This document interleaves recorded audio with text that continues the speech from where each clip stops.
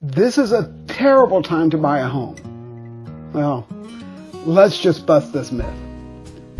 Right now, conventional wisdom says that it's a terrible time to buy a home. Interest rates are high, the economy is slowing down, and home prices are just too high. But that's the problem with conventional wisdom.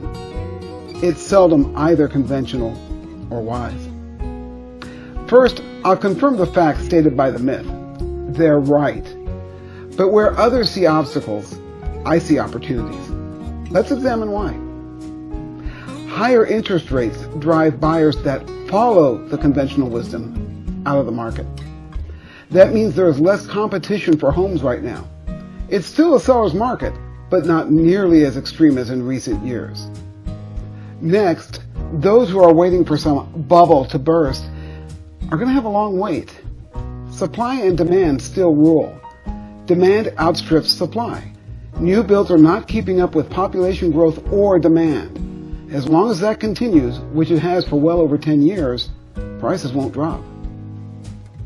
So how do we take advantage of this situation? First, understand that homes are still appreciating. I'm anticipating a 5 to 8% appreciation over the next year.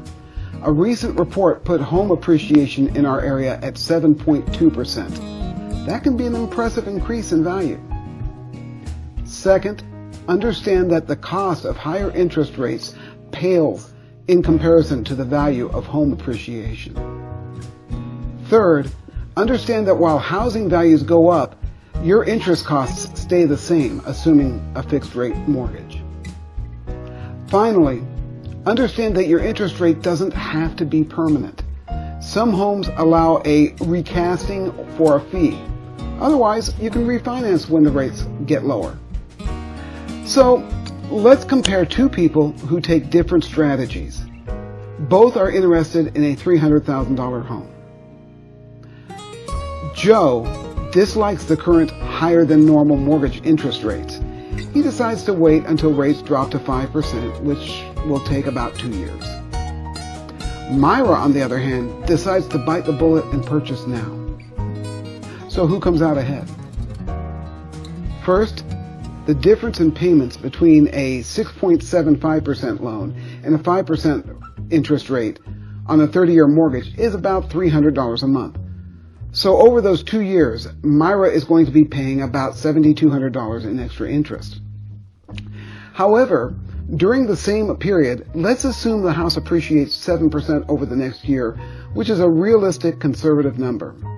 Let's also assume that it appreciates 9% in the second year, which I think is probably low. That means that the home will have appreciated roughly $50,000 over 2 years. So Myra gets nearly $43,000 in net gain. So here's the first kicker. In this first example, Myra's monthly payment at 6.75% on a 30-year fixed rate is right around $2,400. By waiting 2 years, Joe's payment at 5% for the same house is nearly $2,450, higher than Myra's. Here's the second, even bigger kicker. Myra's smart. When the interest rates drop, Myra can refinance. At that point, not only is she more than $40,000 ahead, but then her payment at 5% is $300 less than Joe's. So to sum up, it's a terrific time to buy. You'll end up dollars ahead of the conventional wisdom. Thanks for watching. Count on me just like 1, 2, 1, 2, 3. You can count on me. You can count on me. Yeah, you can